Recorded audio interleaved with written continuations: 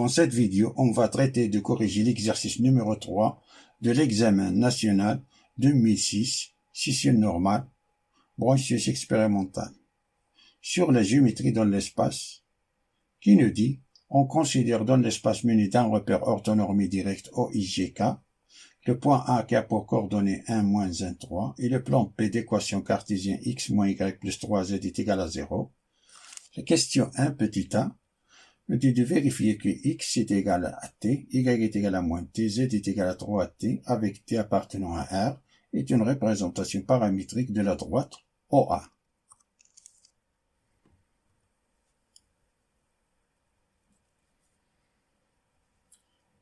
On a la droite OA passe par le point O et par le point A, et du vecteur directeur, le vecteur OA.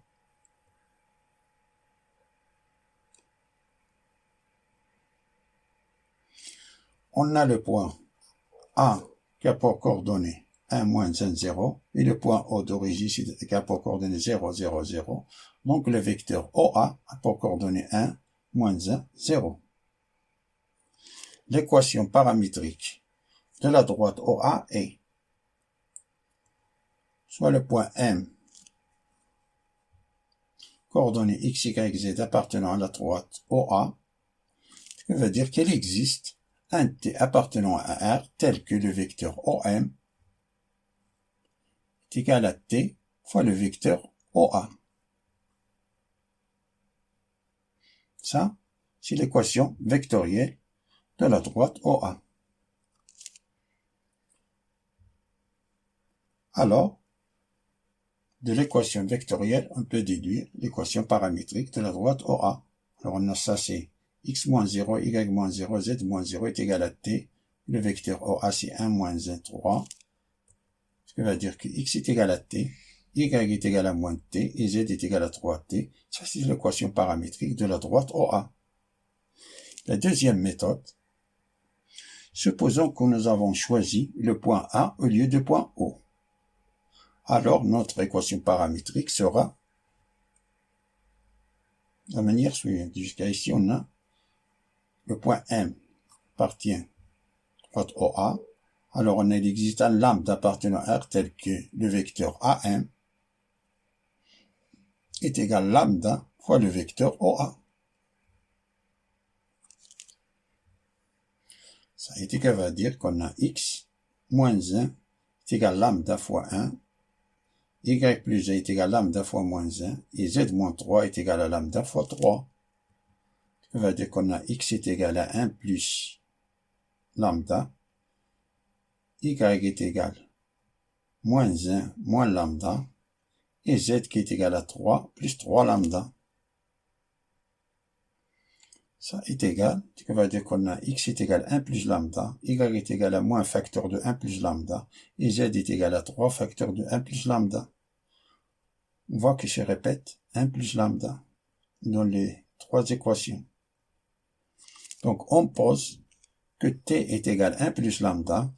Donc, on a x est égal à t, y est égal à moins t, et z est égal à 3t avec t appartenant à R. Ça, c'est une équation paramétrique de la droite OA. Passons à la question 1 petit b, qui est de déterminer une équation cartésienne de plan Q orthogonale à droite OA au point A.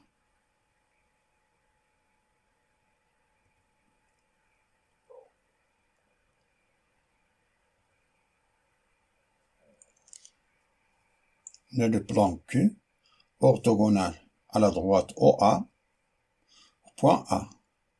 Ça, c'est le vecteur normal du plan Q. On rappelle que on a l'équation cartésienne d'un plan P et de la forme ax plus by plus cz plus d est égal à 0. De vecteur normal n qui a pour coordonnées les coefficients des variables x, y, z.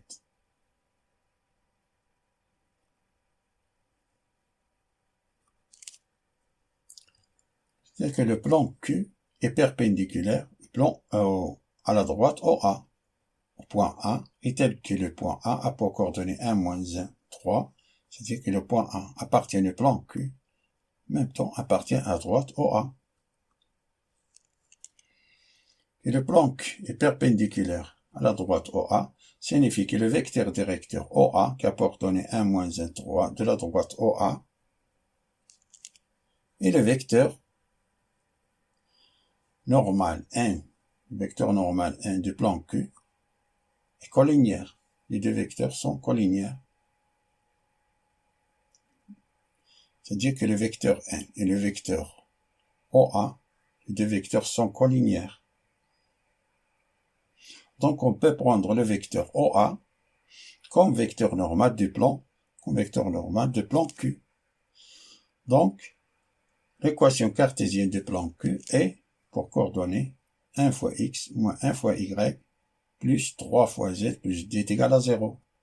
Et pour calculer la valeur de d, on sait que le point A appartient au plan Q, c'est-à-dire que les coordonnées du point A vérifient cette équation-là, équation cartésienne du plan Q. Donc on a A appartient au plan Q, donc on a 1 fois 1, moins 1 fois moins 1, 3 fois 3, plus d est égal à 0, ce qui veut dire qu'on a 1 plus 9, plus d est égal à 0, ce qui veut dire que d est égal à moins 11.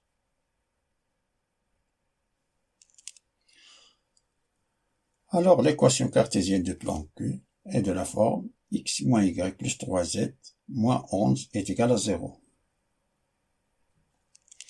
Voyons une deuxième méthode. On a A qui a pour coordonnées 1 moins 1, 3 et le vecteur OA pour coordonnées 1 moins 1, 3 représente le vecteur normal du plan Q, soit un point M de coordonnées x, y, z appartenant au plan Q. Donc, le vecteur AM est perpendiculaire au vecteur OA. Par suite, leur produit scalaire est égal à 0. Le point A pour coordonner 1 moins 1, 3, alors AM pour coordonner x moins 1, y plus 1, z moins 3, et le vecteur OA pour coordonner 1 moins 1, 3, et leur produit scalaire est égal à 0, c'est-à-dire qu'on a x moins 1, moins y moins 1, 3z moins 9 est égal à 0, c'est-à-dire qu'on a x moins y plus 3z, on a ici moins 1, moins 1, moins 9, c'est moins 11, est égal à 0. Ça, c'est l'équation cartésienne du plan Q. Passons à la question 1 petit c. De vérifier que le plan P est parallèle au plan Q.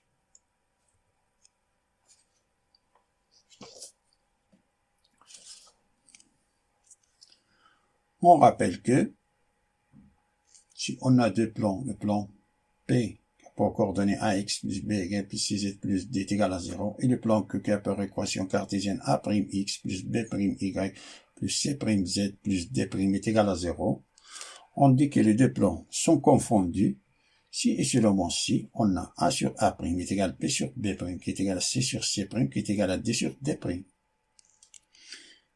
On dit que les deux plans sont parallèles si et seulement si on a A sur A' est égal à B sur B', qui est égal à C sur C', il est différent de D sur D'. On dit que les deux plans sont séquents si on a A sur A' est différent de B sur B', ou bien A sur A' est différent de C sur C', ou bien B sur B' est différent de C sur C'. Si on a une de ces trois conditions, alors on peut déduire que les deux plans sont séquents. On a plan P et le plan Q. Alors, on fait 1 sur 1, ça, on voit qu'il est égal à moins 1 sur moins 1. Et en même temps, qui est égal à 3 sur 3. Il est différent de 0. Pardon, on a ici plus 0. Il est différent de 0 sur moins 3. Donc on peut déduire que le plan P est parallèle au plan Q.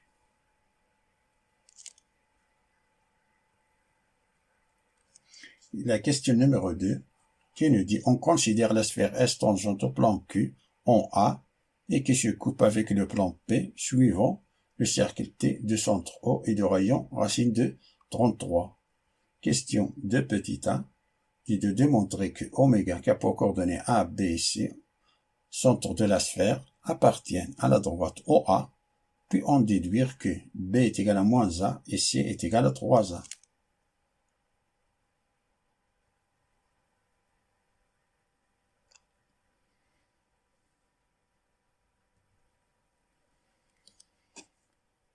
On a la sphère S est tangente au plan Q en point A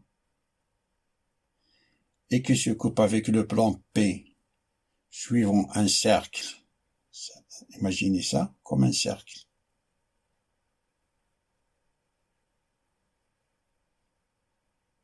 De centre O et de rayon racine de 33.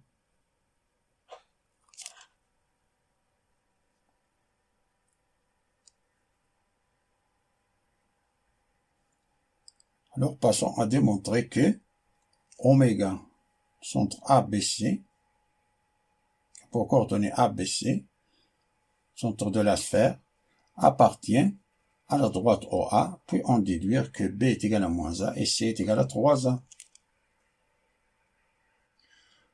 Soit oméga qui a pour coordonnées ABC, le centre de la sphère, et grand A pour coordonnées, on a dit que c'est 1, moins 1 et 3. On a la sphère est tangente au plan Q en A.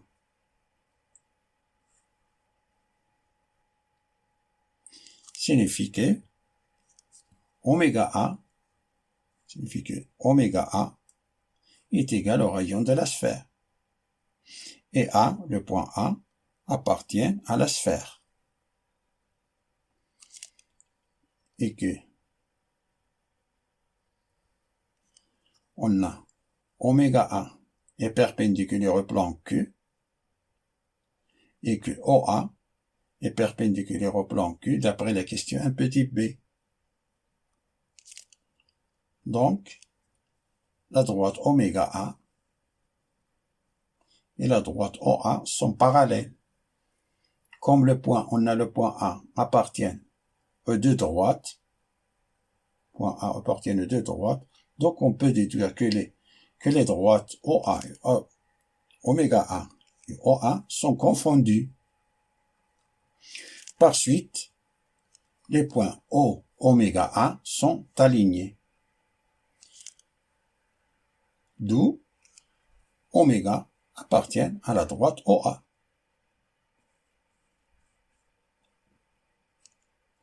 Passons à la deuxième partie de la question, qui nous dit de déduire que B est égal à moins A et C est égal à 3A.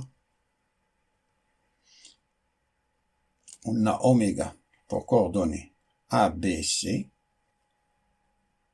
appartient à la droite OA,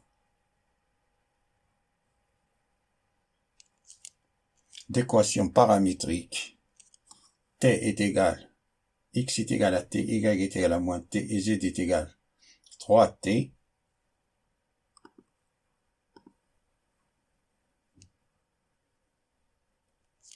C'est-à-dire le coordonnées de oméga vérifie l'équation paramétrique de la droite OA. Donc on a A est égal à T, B est égal à moins T, C est égal à 3T, ce qui implique que on a A est égal à T. Alors on a B est égal à moins A et C est égal à 3A. Ça, c'est ce qu'on cherche. Passons à la question suivante. 2 petit b de démontrer que oméga A au carré moins oméga O au carré est égal à 33, puis en déduire que A moins B plus 3C est égal à moins 11.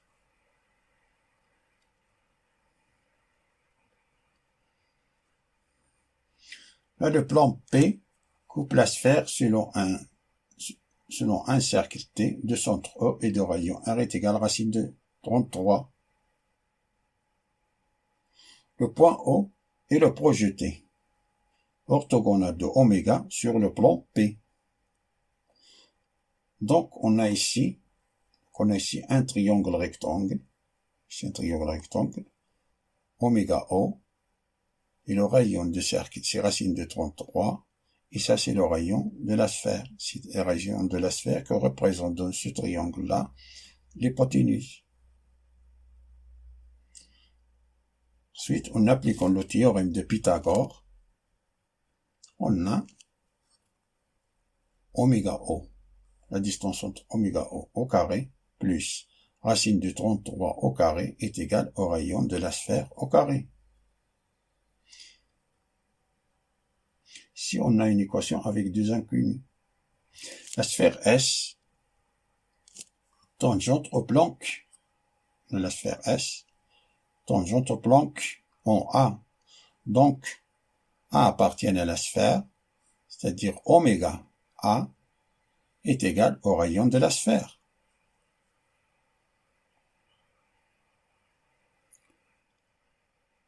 Alors, passons à calculer les distances oméga O et oméga 1.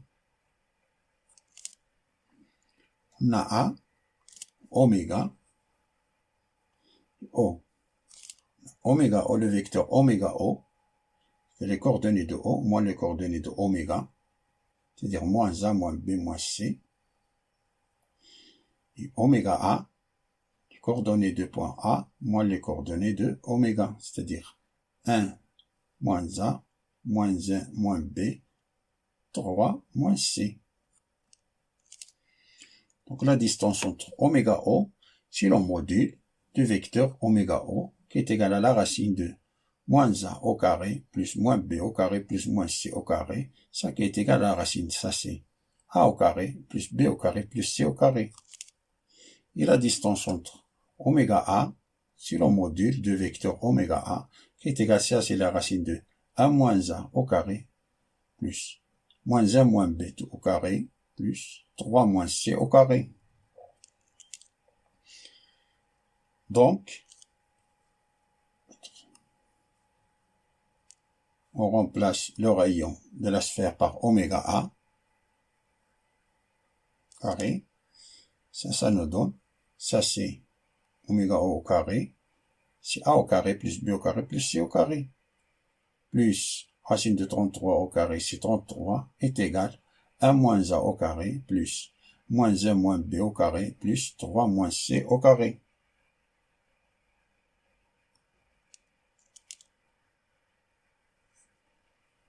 Attention ici. Ça, c'est le même que 1 plus B au carré. Car on a moins X, entre parenthèses de moins X au carré, c'est X au carré. Ce qu'on a fait ici. Alors ça, c'est 1 plus B au carré. Alors ça, c'est 1 moins 2A plus A au carré. Et ça, c'est 1 plus 2B plus B au carré. Et ça, c'est 9 moins 6C plus C au carré. On simplifie A carré avec A au carré. Car on a A au carré à chaque côté. Et le B au carré. On a le B au carré à chaque côté. On peut les simplifier. Et le C au carré, le même. Alors ça nous donne 33 est égal, ça c'est 1 plus 9, c'est 11, moins 2A plus 2B moins 6C. Ce qui veut dire, si on factorise ici ça par moins 2, c'est moins 2 facteurs de A moins B plus 3C est égal, on a 33 moins 11, c'est 22 qui est égal à 22. Ce qui veut dire que A moins B plus 3C est égal à 22 divisé par moins 2, c'est moins 11.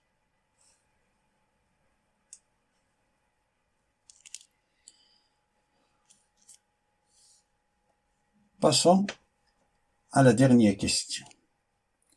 De petit c.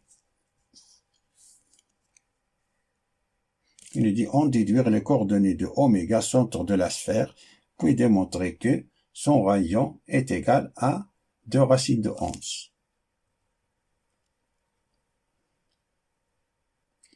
D'après la question 2 petit a, on a démontré que b est égal à moins a et c est égal à 3a. Et d'après la question 2 petit b, on a démontré que a moins b plus 3, c'est égal à moins 11. On remplace b, on a a, b par moins a, on a moins b, c'est b par moins a, et c par 3a, est égal à moins 11. Ça veut dire qu'on a a plus 9a, ça nous donne 11a, qui est égal à moins 11, ce qui veut dire que a est égal à moins 1. Donc, les coordonnées. A, B, C, on a ici. A, c'est moins 1. B, c'est moins 1, c'est 1. C, c'est moins 3.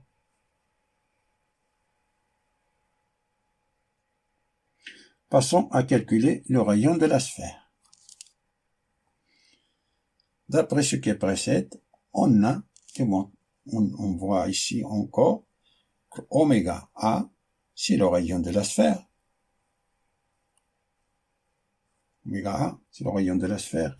Et le vecteur oméga A, pour coordonner 1 moins A, moins 1 moins B et 3 moins C, qui est égal, on remplace A par moins 1, 1 moins 1 c'est 2, moins 1 moins B, moins 1 c'est moins 2, 3 moins C, c'est-à-dire 3, moins 3, ça nous donne 3 plus 3, ça nous donne 6. Ça c'est le coordonnées de vecteur oméga A. Alors,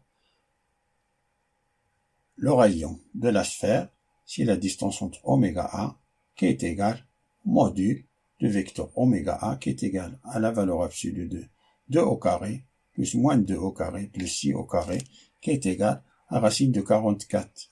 Et 44 c'est 4 fois 11 qui est égal à racine de 4 fois racine de 11 qui est égal à 2 fois racine de 11. Ce qu'on cherche.